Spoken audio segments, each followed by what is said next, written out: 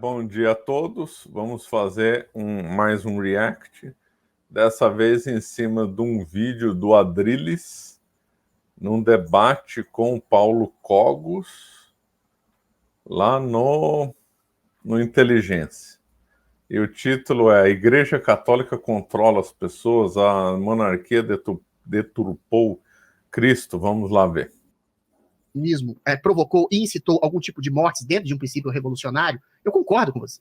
Eu acho que nenhuma teoria absoluta sobre a humanidade ou sobre como deve ser o funcionamento da sociedade, ela é perfeita. A Revolução Francesa, os jacobinos fizeram uma matança generalizada na França em nome de uma contraposição a um Estado tirânico, e foi colocado outro Estado tirânico contra a pseudo-aristocracia, contra uma monarquia que se unge da possibilidade de ter o direito divino de governar as outras pessoas, e não há uma aristocracia assim. É alguém que rouba um pedaço de terra, alguém que cerca um pedaço de terra e diz: qualquer leigo pode entender isso. Essa terra é minha. Por quê? Deus me colocou. Aí o cara convence alguma meia dúzia de pessoas, pela força faz com que essas pessoas submetam as outras, e isso faz. Desde uma capitania, um terreno, uma fazenda, uma cidade, um povoado e um país nesse sentido. Ou seja, é a tática da opressão usurpando o direito divino. O único Deus, o único rei é Deus Pai Todo-Poderoso, segundo o princípio cristão, segundo o princípio católico. Agora, essas matanças, num processo revolucionário em que havia uma opressão, surgiu outra opressão. Não é o caso dos Estados Unidos, da Revolução Americana, que eventualmente surgiu daí a democracia. Os estados, a federação, a separação dos poderes, a tripartição concreta entre os poderes. Essa tripartição que você fala do poder papal é uma abstração completa. Nem a Igreja Católica é representante de Cristo, porque a Igreja Católica, Paulo Cogos, surgiu no século IV, fundada pelo imperador Constantino, que nunca foi cristão, e foi para unificar o Império Romano e que... Bom, vamos aqui já começar, já indica aqui alguns erros, né? Então vem aquela história de que o rei era infalível, indicado, era representante de Deus na Terra, umas bobagens completas. Depois as pessoas confundem a monarquia absolutista com a monarquia feudal. Então, no absolutismo, o rei tinha mais força do que no feudalismo. O feudalismo era absolutamente descentralizado, não tem essa que o rei era dono de tudo. Isso é mentira. O rei, para você ter uma ideia, o rei da França na Idade Média não mandava em Paris, por exemplo. E aí vem aí ele começa, aí ele fala dos Estados Unidos, né? Que os Estados Unidos supostamente seria a terra da liberdade. Primeiro que a democracia não surgiu nos Estados Unidos, surgiu na Grécia Antiga. Segundo que 13 colônias, depois Estados Unidos terra da liberdade, é mentira, né? Nas 13 colônias havia perseguição aos católicos, havia caça às bruxas, sim. Então, haja visto as famosas bruxas de Salem, né, ou Salim.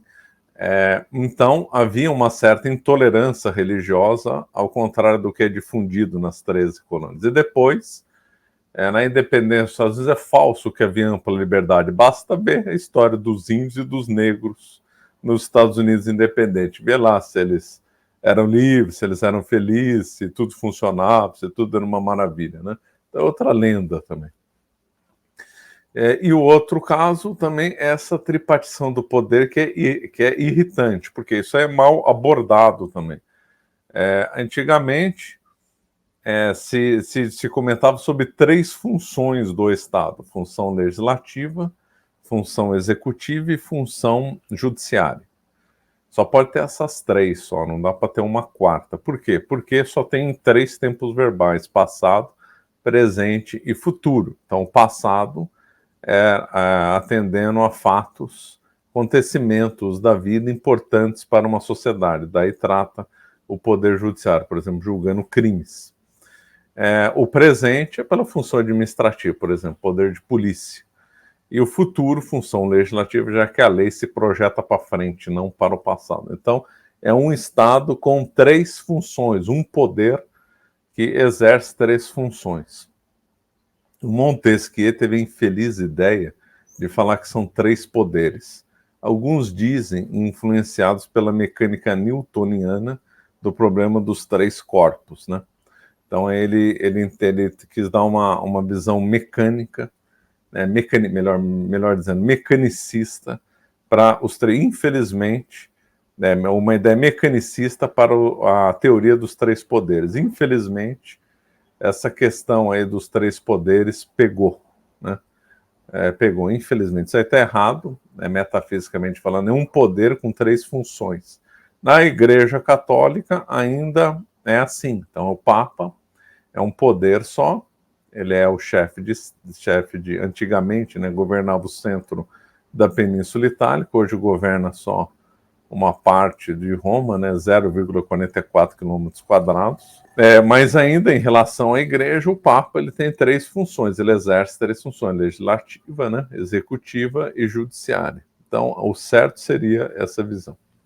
Agora ele vai começar a aderir-se com a velha lenda que supostamente a Igreja Católica deveria surgir no século IV, que é uma tese protestante, né? Vamos ver. Atualmente, Cristo nunca fundou uma religião, nunca fundou a Igreja Católica. A Igreja Católica Apostólica Romana foi fundada pelo Império Romano, que matou Jesus Cristo, assassinou, crucificou, torturou Jesus Cristo. E o imperador falou, quando percebeu que a igreja, o cristianismo estava tomando o Império Romano, ele simplesmente, politicamente, ele, que nunca se converteu ao cristianismo, fundou a Igreja Católica. E você, quando se ajoelha diante de um altar católico, se ajoelha diante da extensão do Império Romano. A questão que se coloca é, sim, o iluminismo, com seus conceitos, que eram bons, que fundaram a república, que fundaram a democracia, que fundaram a tripartição entre os poderes, que acabaram com o absolutismo, matou gente nesse processo revolucionário. Mas quantas milhares de pessoas foram mortas também por um princípio autoritário da própria Igreja Católica durante a Inquisição, que barbaramente torturou, matou. Tortura, ouvi isso. A sorte que eu tomei o omeprazol antes. É a velha lenda, né, da Igreja de Constantino, né? Isso aí eu não sei nem por onde começar. Então, a gente vê que a Igreja Católica, Cristo diz, né, nos Evangelhos, que ele funda a Igreja sob Pedro. Então, não tem a ver com o Império Romano, tem a ver com Pedro. Então, fundou sobre Pedro. Tu és Pedro e sobre essa pedra edificaria a minha igreja, né? Então, Cristo fundou a Igreja dando autoridade para Pedro, né? Então a igreja é petrina, a igreja é sob Pedro, etc. E tem N variações em torno dos mesmos temas, né? Então está nos evangelhos, não tem nada a ver com o Império Romano. E então, depois Pedro se mudou para Roma, foi crucificado em Roma de cabeça para baixo, e lá então ficou a sede petrina, e todos os papas, né, com exceção de o tempo lá do cativeiro de Avignon, então, residem em Roma, né? Então, não tem a ver com o Império Romano. Se por acaso o Império Persa tivesse dominado a região, teria a mesma lógica. Não tem a ver a religião católica com sem Império Romano, né? Mas é na cabeça de protestantes e de outros que querem atacar a Igreja Católica é feito isso. Então, teve a lista de sucessão já aprovada pela história, aí depois de São Pedro vem São Lino, e assim vai indo, né? Até chegar hoje ao Papa Francisco. Não vou entrar na polêmica de Constantino, é longo, isso não tem nada a ver, é uma coisa completamente ridícula, vai contra os evangelhos, vai contra a história, vai contra qualquer livro que comente bem sobre isso, quer dizer, é um delírio, e ficam repetindo essa fábula, né? Delirante. Vamos ver o que o Cogos vai responder, né? Queimou pessoas geniais, como Giordano Bruno, como a sua ídola, Joana d'Arc, que deixou silenciado. Aí vai começar a lenga-lenga da Inquisição. Ai. Uau. Silenciado Galileu Galilei, que era um homem que falava que a Terra não girava em torno do Sol, e o cara foi condenado a silêncio até o fim da vida, em que morreu cego e foi obrigado a abjurar de uma verdade científica. Então a Idade Média, junto com a Igreja Católica, produziram bem, sim, em alguma medida, mas produziram muito mal. E um dos males foi exatamente esse princípio monárquico, de um homem comum, normal, tirano, se colocar como representante de Deus e jogar para sua descendência toda a possibilidade de reinado e de absolutismo e de opressão. Então, graças a gente teve o iluminismo, que foi um ponto interseccional para a virada da história, e que a gente tem a democracia, a liberdade de expressão, a tripartição dos poderes, e a misericórdia, a compaixão, e você não exercer o poder de escravidão de uma pessoa, que esse sim é um poder escravagista e anticristão. E Cristo já dizia, quem escraviza alguém não ama alguém, porque o amor pressupõe a liberdade do ser amado. Tem muita coisa para refutar aqui. Tá, vamos lá. Então, pelo jeito, o Adriles está falando que depois do iluminismo o mundo ficou muito melhor, né? Não teve nazismo, não teve comunismo, não teve Mao Tse-tung. Todas essas ideologias assassinas de matança em massa são resultado do iluminismo, não da minha igreja católica. Adriles, eu fiquei quieto enquanto você falava um monte de blasfêmia. Então vamos lá. Os déspotas esclarecidos que você tanto... Então, é interessante isso, o iluminismo não é o único, óbvio, né? Ser um dos causadores do totalitarismo do século XX. Isso daí é sustentado por mais de um autor e com base em Rousseau, né? Então, Rousseau seria um dos fundamentos do totalitarismo moderno, por causa da teoria da vontade geral, etc. Não vou entrar aqui em detalhes, mas é verdade. O iluminismo também está como uma das bases do positivismo, uma das bases do cientificismo que nós vivemos hoje. Então, o iluminismo é uma farsa mentirosa e que teve repercussões ruins mesmo. Vamos lá. Preza, são os destruidores da civilização. No Brasil nós tínhamos um municipalismo orgânico que funcionava relativamente bem, tinha o problema da escravidão, sim, que a Igreja Católica sempre combateu, combateu. Papa Gregório XVI mandou acabar com essa baixaria da escravidão. Agora, a escravidão generalizada começou com o despotismo esclarecido iluminista, quando o rei João V deixou aquele canalha betista do Marquês de Pombal tomar conta. O iluminista que mandou prender padre, mandou prender opositor e mandou arrochar os impostos. Dom Pedro II não acabou com a escravidão durante os seus 60 anos de porque o Dom Pedro... É verdade, né? É bem observado aí, porque o Pombal era iluminista, né? Adepto dessas ideias, e foi a pior figura da história de Portugal, né? O segundo, e aí o Guilherme Freire vai querer me bater, o Dom Pedro II não é um verdadeiro monarca. Ele é mais uma marionete iluminista. Mas como todo mundo que veio depois da gloriosa Idade Média.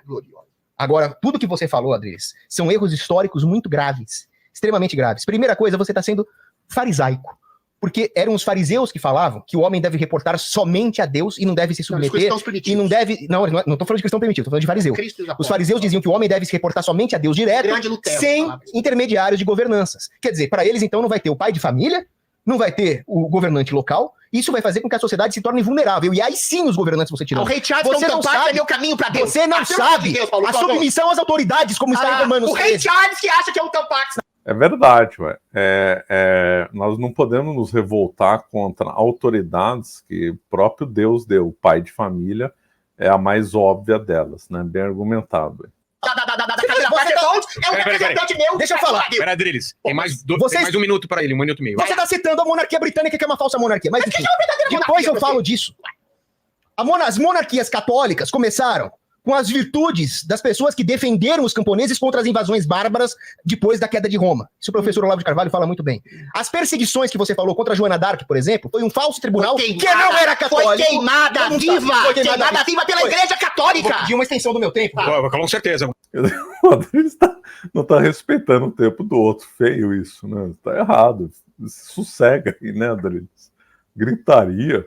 Ganhou mais 30 segundos. Ai, meu Deus. Ela foi queimada por um falso tribunal montado por hereges ingleses e por um bispo francês herege traidor chamado Calchon, que era porco. Jordano Bruno era ocultista e bruxo. Ele era filósofo, e bruxo. Ele era ocultista e bruxo. Galileu estava errado. O Jordano Bruno realmente era, né? Tinha ideias péssimas.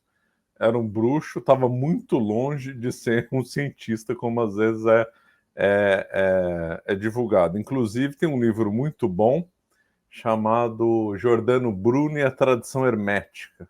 Livro excelente, imperdível para entender aquela época, né?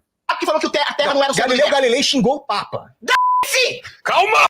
Com o Galileu Galilei também vem um monte de coisas erradas, né? Na realidade, o caso do Galileu é mais complexo. Tem um vídeo meu sobre o Galileu no site Flos Carmelli.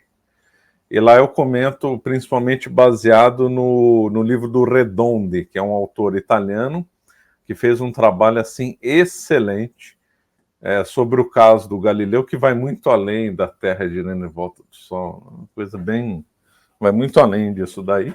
E o Redondi, então, explica muito bem. Eu me baseio principalmente no Redondi, lá no vídeo que está no canal do Flos Carmelli. Vai estar a descrição aqui nesse vídeo. Espero que esteja, que isso fique na descrição. Né?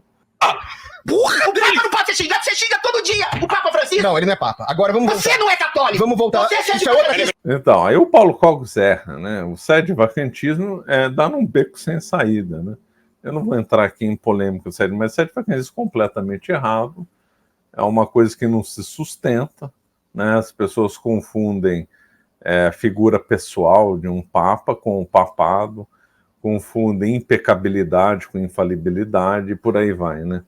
Então aí realmente o Cogos está errado. Então, isso é outra questão. Para de atrapalhar a minha de raciocínio. Eu quero mais 30 segundos. Tira a multa, Adriles. Por favor. Vamos lá, vai lá. Por favor. Outra coisa, quando você fala, não, o rei simplesmente invade terra e manda em quem tá lá. Não é assim que funciona a monarquia católica, te falta estudo. O teólogo Francisco Soares, que foi um teólogo... Não, são lendas, né? Que o rei podia entrar em qualquer terra e invadir. Então, mas isso é ridículo. Quem que acredita nisso? Qual pessoa que leu livros da Idade Média acredita numa bobagem dessa? Nossa. O teólogo que explicou a filosofia política cristã falou muito bem. O consentimento dos governados é uma condição sine qua non para a legitimidade de governante. Para a legitimidade eu não consinto, eu não quero rei. Vou repetir, Vilela, eu vou repetir. O consentimento dos governados é uma condição sine qua non para a legitimidade de um governante católico, disse Francisco Soares. Se você não consente, o governante não é legítimo, tá bom? E daí eu não legitimo. Mas nenhuma das pessoas que eram governadas consentiu. Adriles, eu sou narcocapitalista. Eventualmente o cara pode até ter um ato. Agora, quando você fala... estabelecer uma dinastia de todos os seus filhos, o filho de um herói pode ser um imbecil. O neto... Quer dizer, o que o Adriles está fazendo? Deixa o homem falar, né? Falta de educação até, deixa, porque se tem um tempo, fica distrito ao seu tempo, deixa o outro falar. Coisa chata, né? De um imbecil, pode ser mais imbecil. Pode. O princípio da monarquia é o princípio mais estúpido que tem. Se fossem heróis, eles teriam fundado, sim, uma república em que o povo fazia valer os seus representantes. Como foi o princípio da monarquia é o princípio de reconhecimento das virtudes. O princípio da monarquia é o princípio do reconhecimento de virtudes. Eric von Kuhnet-Ledin fala muito bem. Não é a discussão se um governante vai ser bom ou ruim, se o filho do rei presta ou não presta. A ideia é que existe um parâmetro de excelência que está significado na ideia da monarquia. O sangue? Não é a questão do sangue. Você não sabe. É a questão, não é a questão do sangue. É a questão da dignidade do monarca. E daí o filho dele pode ser um o filho dele, aí vai explicar Hans Hoppe, como ele tem a ideia da sucessão dinástica, ele vai ter a tendência à preservação da ordem. Isso é a coisa mais... Porque ele não é...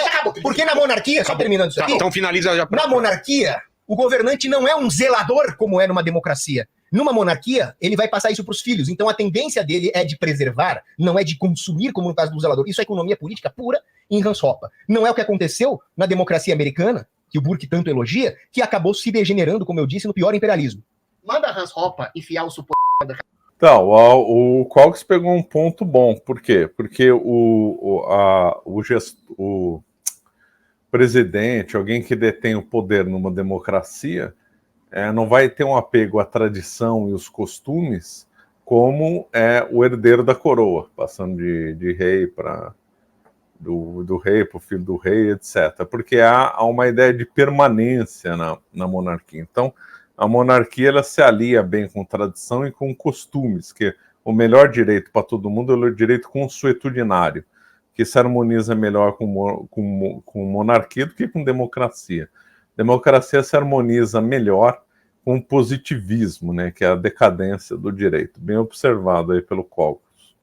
Opa! Charles, no buraco da alma dele. Existe uma falsa monarquia. No buraco da alma dele, tá? A questão que se coloca é muito simples. Uma monarquia é um despotismo, esclarecido ou não, mas em princípio é obscurantista. Por quê?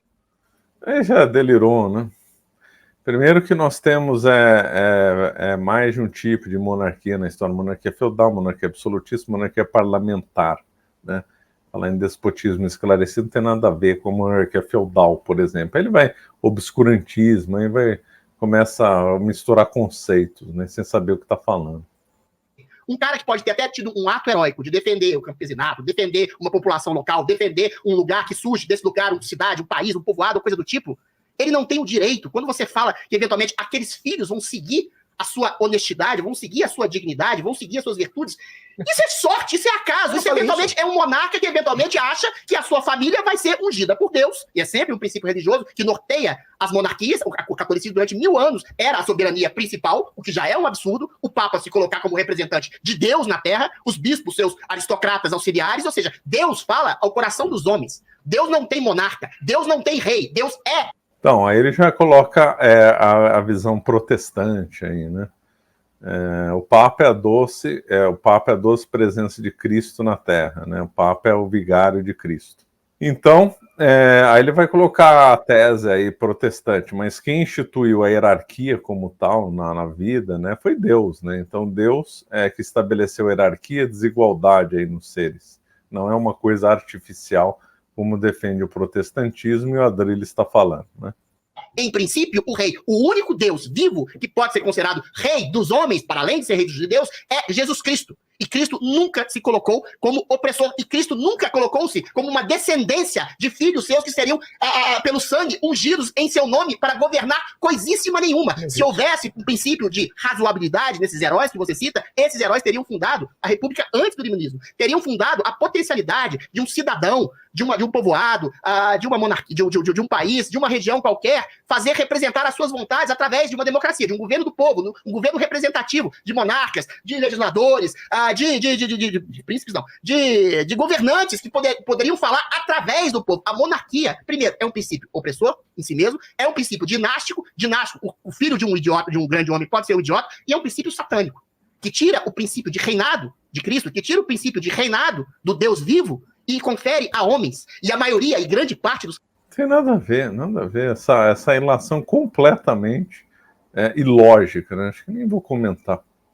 Reis foram déspotas. Os imperadores, os reis, foram déspotas, foram escravocratas, torturavam, matavam mulheres. Por mais bondosos que tivessem sido, ocasionalmente, a história das monarquias na Europa é uma história de sangue, de guerras medievais, guerras literalmente medievais, como as próprias cruzadas empreendidas pelos católicos que mataram centenas de milhares de pessoas. Ao outro lado matou, sim, o ser humano é o único homem, é o único bicho que briga por causa de ideias, de valores abstratos, de valores religiosos. Não tem nada contra a religião em si.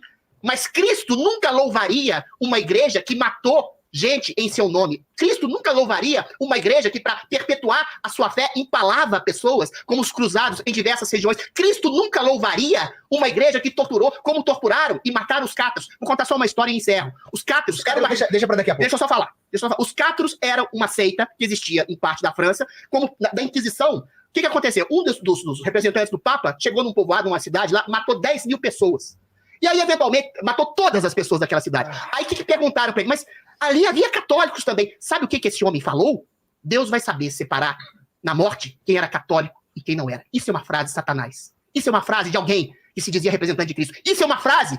Nossa, elogiar os cátaros. O cátaro, sim, era uma seita diabólica que odiava a criação, odiava a mulher grávida. Por exemplo, a mulher grávida era assassinada pelos cátaros. Eles odiavam a criação. Se os cátaros disseminassem para a Europa inteira, não tinha mais civilização, porque não tinha mais nascimento. Então ele está elogiando uma das seitas mais diabólicas, mais cruéis da história. De alguém que representava a Igreja Católica, que foi possuída, se existe, pelo demônio durante os 400 anos da Inquisição diabólica perpetuada pela Igreja. Você não sabe só um minutinho. nada. O Adrilles falou então 3 minutos e 40. Pareceu 3 horas. Você tem 3 minutos e 40. Vamos lá. Zero aí para nós. Eu quero mudar de assunto. Depois vamos mudar de assunto. Esse eu já ganhei. Não ganhou nada. O Adrilles, ele mostra um total desconhecimento da questão dos cátaros. Os cátaros eram hereges gnósticos que matavam mulheres grávidas porque falava que a matéria era ruim, aquela heresia gnóstica, e que as mulheres grávidas estavam aprisionando o ser humano dentro da sua barriga. Então eles matavam as católicas grávidas, eles tocavam o terror nas cidades, matando os camponeses, e aí foram convocada a cruzada contra os albigenses, que não tinha nada de matar indiscriminadamente os católicos. Houve uma batalha entre os católicos e os cátaras, a Batalha de Muret, que terminou com essa questão, e graças a Deus os católicos deram cabo desse bando de malditos que eram os cátaras. Mataram uma cidade assassinos de grávida, os cruzados mataram, os cátaras foi pouco. O Cox falou verdade, eles eram gnósticos, né? Albi era o principal centro lá, por isso que Cato também é chamado de albigenses. O caso dos Catos era muito interessante, né? Lógico que é ruim do coisa, mas como a gnose aplicada aí gerou uma coisa assim muito cruel, né? Essa coisa das mulheres grávidas era assim assustadora, né? Entre os Catos havia uma hierarquia, né? Eram os simpatizantes, os crentes e os perfeitos, né? Era uma coisa assim assombrosa, os cátaros. É um estudo que é histórico e interessante. Quem pregou lá foi São Domingos, né? Pregou, e quem foi um cruzado contra os cátaros foi Simão de Montfort. Pouco, eles eram assassinos de grávidas, eles eram monstros. Não acreditavam no catecismo. Eles eram monstros, assassinos de mulher. O Adrilles mostra desconhecimento, porque qualquer livro bom sobre cátaros vai dizer que os cátaros são gnósticos, vai dizer que tem uma linha que liga ele onde é hoje a Bulgária, e os maniqueus, que eram gnósticos também.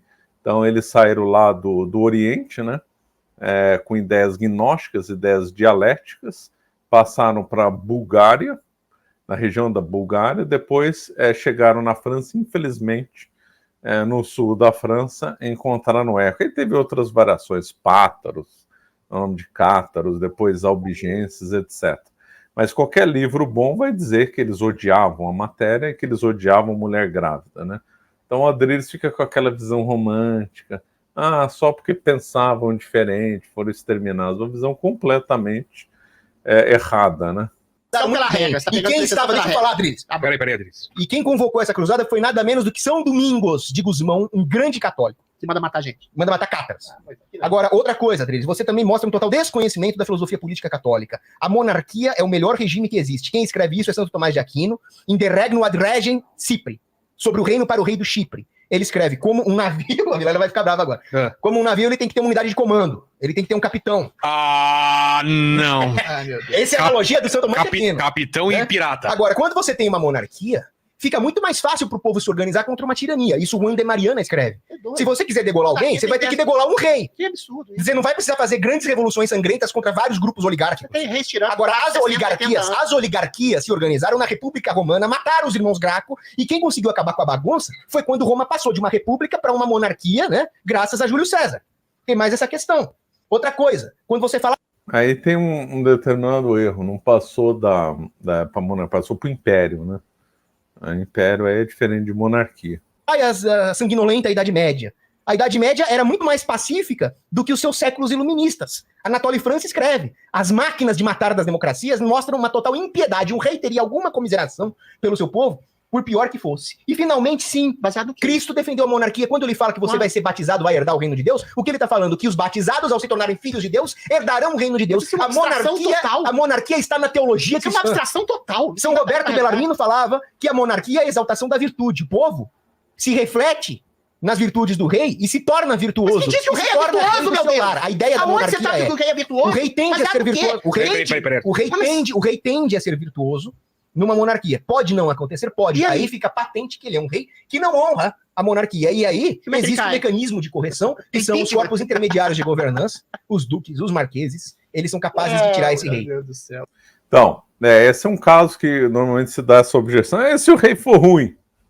Então, é porque a pessoa então não analisa. Há que se diferenciar rei da monarquia. Rei é uma pessoa, monarquia é uma instituição. E depois a monarquia feudal estava aparelhada, ou melhor dizendo, havia outros institutos paralelos que se harmonizavam com a monarquia e, de fato, acabavam minimizando o impacto de um rei ruim.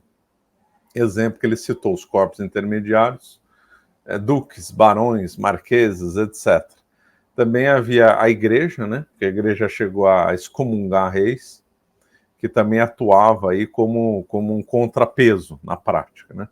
E também há uma coisa que é pouquíssimo comentada, que eu comentei logo atrás, que é os costumes, as tradições, que a gente pode falar em direito consuetudinário. Como hoje nós estamos mergulhados no positivismo jurídico, na qual a lei é feita por um parlamento, ou se for uma ditadura, ditado por quem manda num país.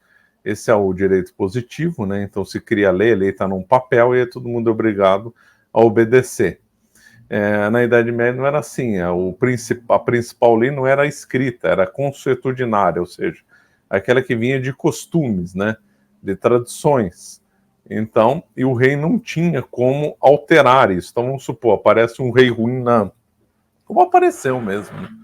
Na Idade Média não teve só rei santo. Apareciam reis ruins ou governantes ruins e que não conseguiam mudar a lei, mudar o comportamento do povo, porque vinha em cima de tradições que eram imutáveis, que não dava para mutar. Então é uma mentira, essa é uma falsa objeção contra a monarquia, porque havia os contrapesos orgânicos típicos da monarquia feudal. Quais reis foram retirados durante a linha de sucessão britânica? Mais 40 segundos, vamos lá. Porque existe... Mais uma vez, Adriles, quando você cita a monarquia britânica, você está citando uma falsa monarquia. Tô falando que é mais conhecida de hoje, é a mais longeva. Mas não adianta, cara, na Revolução... A monarquia britânica realmente é falsa. A monarquia britânica é monarquia parlamentar, né? Uma coisa totalmente sem sentido. Não tem nada a ver ela com a monarquia feudal. E nós podemos dividir em 3, Historicamente, monarquia feudal, monarquia absolutista, monarquia parlamentar, né? Monarquia inglesa não serve de exemplo para nada, né? Revolução Gloriosa, eles foram tomados por não católicos, não ingleses, não monarquistas. Aí fica difícil. Você acha que a linha católica apostólica do Papa foi interrompida? É verdade, está se remetindo à Revolução Gloriosa de 1688, que na sequência veio o Bill of Rights, que então definiu e deu base legal para a monarquia parlamentar, na qual o rei reinaria, mas não governaria. E ele está sendo no estrangeiro, era o Guilherme de Orange, né, que veio das Províncias Unidas, que a gente fala hoje Holanda, e assumiu o trono inglês. As Províncias Unidas nem eram monarquia mais, né? Interrompida lá por Pio X, Pio XI, Pio XII. Você acha que a monarquia britânica não serve porque eu não acho nada, cara, isso é fato. Então, Revolução Gloriosa, por questúnculas políticas, você cria uma monarquia utópica e abstrata que tá só na sua cabeça. Por utopia religiosa, você cria um catolicismo que é refutado pelos próprios católicos. Você não acredita nem no Papa. Não dá para discutir com uma pessoa como Adrilles, né? Ele interrompe o tempo do outro, berra, levanta a voz, uma coisa completamente sem... Aí vira um bate-boca, né? Não dá. Deixa eu estou falando de papo. Você tem que beijar os pés do comunista Bergoglio. Não, porque ele é o representante católico. Não, ele não é católico. Você está na Inglaterra em 1688. Vem uma dinastia holandesa contrária à sua nacionalidade. São assim, Chuchu. É uma série de guerras. Você está querendo criar uma linha sucessória divina que é completamente abstrata e absurda. Na Idade Média, os reis eram ungidos pelo Papa. Depois não era mais. Depois virou bagunça. Qual é a diferença? Então não existe uma monarquia. Finaliza em 20 segundos. A monarquia é um contínuo. A monarquia é um contínuo que vai da autoridade do pátria família. Baseado em quem dá Peraí. Não, mas eu só uma pergunta, quem dá essa continuidade? Deixa eu falar. A monarquia, ela nasceu histórica, né, com base em sangue, em lutas. É muito difícil reconstruir hoje para o mundo moderno a monarquia, né? A monarquia não saiu de um plebiscito, ela não saiu de um diploma legal, ela não saiu de uma constituição, ela nasceu de um ambiente católico de guerra, né, no final do Império Romano, né? Então ela nasceu com base no sangue, no suor e nas lágrimas, né? A monarquia grega teve um outro nascimento, mas também orgânico, muito melhor do que as falsas democracias de hoje, né? Na qual então havia o pai de família que se reuniu, que era chefe de uma família, que se reuniram com outras famílias, gerando as frátrias. Depois essas frátrias se reuniram, gerando tribo, daí o nome tribuno, né? Depois as tribos se reuniram e fizeram a cidade, a polis, e da polis nasceu um rei. Então o rei nada mais é do que era na origem um pai de família, né? Então há uma vinculação histórica e também metafísica entre o monarca e o chefe de família, o pai de família. Na Grécia ela nasceu assim. A estrutura orgânica da Idade Média era ser o pai de família, depois barão, depois conde, depois duque, até chegar no rei. Para 25, quem dá essa continuidade? A monarquia, ela é determinada pela legitimidade da ordem natural. A ordem natural é o pai de família manda na família. Por isso que você não falou nada com nada. Por isso que nem a porra do César. Quem confere a ordem natural é Deus. Peraí, Chuchu. Deus. Meu Chuchu. Aí vira um berreiro, né? Uma coisa, o Colco está explicando, e outro vem e interrompe. Muito chato isso. Deus falando, eu quero ungir o rei, Paulo Costa. Então você não tem fé, que é os argumentos religiosos. Eu tenho fé em Deus, não no ser humano que diz que é rei. Deixa ele terminar. Você não falou nada com nada. Qual ordem natural? Eu te pergunto, Guilherme. Você não falou nada com nada, eu deixei você falar. Ordem natural. Que ordem natural? O que é ordem natural? O que é ordem natural? A ordem natural é a ordem que rege o universo. Mas quem dá? Quem concebe? Essa caneta cai. Isso é ordem natural. A ordem natural foi dada por Deus, não tem outra explicação. Se a gente acredita em Deus, Deus é a causa das causas não causada. Ela é provada metafisicamente. Tem as provas de Aristóteles, de Platão, de Sócrates, reunidos por São Tomás de Aquino, as famosas 5 vias. Depois aí se parte para a lei eterna, lei natural, etc. São princípios, muitos desses princípios não se chega se chega por raciocínio, por exemplo, sindérese e outros, né? Que vai uma longa. O Colco, se tivesse mais tempo, acho que ele tem conhecimento para isso, ele poderia expor de forma mais lógica e concatenada para se chegar da lei natural. Mas com uma pessoa berrando do lado é impossível, né? Não dá. Natural. Isso é abstração, eu não posso pular do pé. Isso é gravidade. A lei da gravidade não é a mesma coisa de alguém colocar uma coroa, como você colocou, e falar, eu sou rei, sou rei, sou rei, sou rei, todo mundo é natural. Essa ponte da lei da gravidade é interessante, né? Porque a lei da gravidade gera efeitos na legislação, sim, né? Então, a lei natural, né? Ela se relaciona com tudo, inclusive com a lei com a gravidade, né?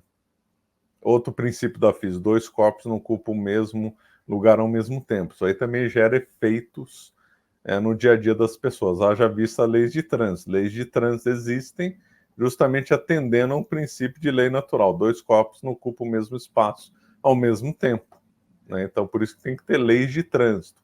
Então, a lei de trânsito não é uma convenção humana, né? Você pode convencionar humano, sei lá, de esquerdo, direito, você vai ter limite de velocidade, sim, é uma convenção humana, mas a origem metafísica os princípios gerais da lei de trânsito é em atendimento a uma lei física, a uma lei natural. Então, as leis naturais, elas também repercutem na legislação.